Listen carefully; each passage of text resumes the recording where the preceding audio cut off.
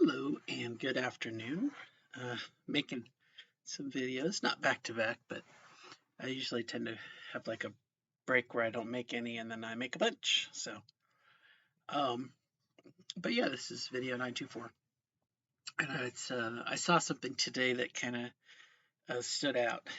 Um, Someone had posted something about it was a comment from a person on maybe not TikTok, Twitter.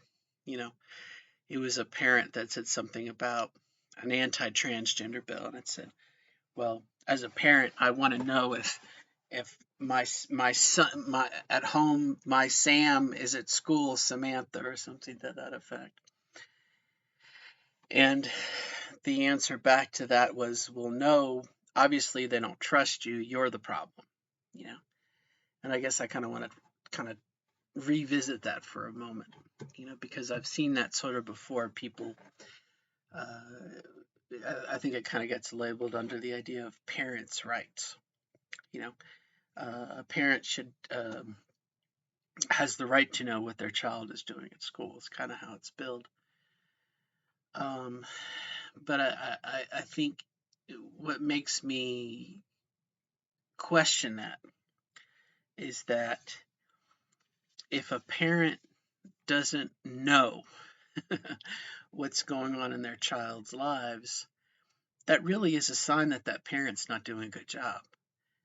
And as a parent myself, um, again, if I'm not interacting enough with my child that I don't know what's going on in their lives, that's really a sign on me. I'm not a very good parent. You know, um, for my daughter, she has a lot of freedom, and I've taught her to critically think and question, and she's got a very good head on her shoulders, I think. Um, but I know what she's doing. I know what she's up to. I respect her privacy, but I'm aware of enough of her life that if she was in trouble, and I ask her, I mean, I'm involved in her life. How are things going? How are you? What's new? You know, um, I'm very much involved in her life. And when I think back to my own childhood, um, you know, my parents really weren't involved in my life. My dad, um, we never played games together. I mean, we never played games together as a family. We never played board games. We never did anything, as a family. Um, I was always like kind of left to my own devices. I would entertain myself and whatnot. And I'm kind of a little curious. It seems like when I'm out and about today, it's happened more than a couple times. I'll see a family and the dad's doing this on his phone, the mom's doing this on her phone, the children are doing this on their phone. You know, um, they're not interacting, they're not with each other. Now, that's a tremendous assumption on my part as an outside observer, but I just kind of have to wonder. And I even saw this, it was a child, um, had to have been in elementary school, you know. And again, it's a huge assumption on my part that the parent is not involved in the child's life. For all I know, what I saw was just a snippet, and the parents is extremely involved. And at the moment I watched, it was a break. It was time, you know, it was one on, free time. I don't know what you'd call it. But I just kind of wonder about in my life,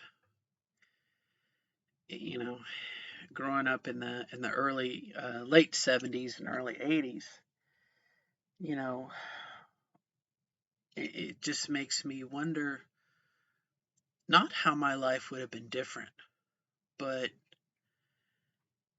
if my parents had interacted with me. I was the second child. My sister is 4 years older than I am. And so maybe a lot of that first time parent you know, was spent on my sister, my elder sibling.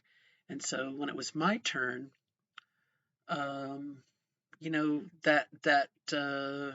don't know, like with my daughter, the first time, every time we had a bath, um, I always was aware of what she was doing, even when she was a little bit older.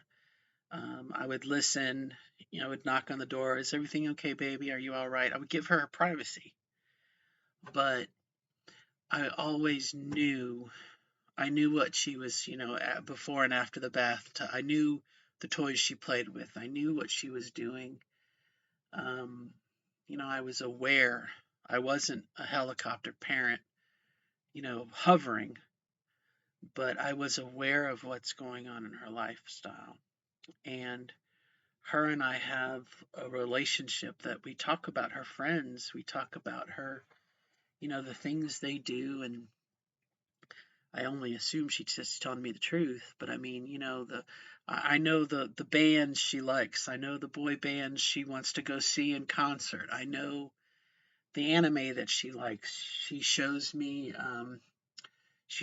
her drawings that she does. She likes to draw, and they exchange cartoons with each other and everything. Like I'm very much involved in my daughter's life, and my daughter has confided in me some of the things as far as some LGBTQ stuff that I keep confidential, but I am a part of her life. And I just kind of have to ask myself, when you hear a parent say something like, "Well, I should have the right to know what's going on in my life, in their child's life," do you think that the parent, like, before this whole thing came up, like went down to the school and said, "Hey, what is my child doing? What is my child? Tell me everything you know about my child." You know, that's a very hard thing to do. Um, again, with my daughter, she has 8 classes, 7 classes, and a study hall time. Um, you know, it's just one of those things. It's such an asinine request, um, to think that, you know, I don't know. It just seems like it's a degree of laziness on behalf of the parent. You know, um, obviously, if the child was having, mental stress, I know again with my daughter's school, um, I've had the guidance counselor call me in a couple different times. And so, like I said, it just seems to me like it's a degree of laziness to say, "Oh, well, I should know my child, their preferred pronouns," and um, it's like you almost want to say, "Well, did you ask?" You know. Now, obviously, my parents are a little bit older, but um, I did a D&D game, um, 2 months ago, and I made sure at the start of the game, we ran around the table. We introduced ourselves. I asked, please introduce yourself and what are your preferred pronouns? And so it's a bit of awareness that we need to be aware of that with our peers. But they're also, as a parent, I think we need to be aware of that with our children. And if our children don't feel comfortable enough, they don't feel safe enough to share with us, the parent, what they're going through, that is a statement of our failure as a parent, is not being provided, is not being providing an atmosphere that they can do that. You know, so I guess that's kind of what the point I'm kind of driving to is that it's not a matter of the schools being wrong or the child's being wrong. It's the parent. The parent is not being involved in their child's life. And I know a number of parents who, have one friend of mine who likes to brag about all the things their child does. Their child, is involved in 3 or 4 different sports activities and two or three different artistic things, and cheerleading, gymnastics, and softball, and it's kind of overload. And again, it's their child, but when I see the child unhappy and miserable because they don't have alone time, they don't have time for themselves, you know, again, there's some boundaries parent to parent. It's not my child, but I think, again, if a child doesn't feel comfortable sharing stuff with their parent, that really is a reflection of the parent, not the child, not the school system. You know what I mean? And unfortunately, there are parents that are quite abusive. My dad was abusive. My dad was very mentally abusive. And my family, like I said, was not involved in what I was doing. And I hope to goodness sake that, with all of our awareness and diversity and education, that I think a loving parent would say, oh, well, I don't know what this means. I don't know what asexual means. I don't know what pansexual means. Well, let me go find out what it means. They would be proactive. They would want to be a part of their child's life. They wouldn't want to control the child. But again, there's different parenting styles, and I don't know. Like I said, just an argument that I saw that was just kind of like, that doesn't make much sense to me. I should have the right to know what's going on in my child's life. I'm like saying that's kind of your obligation.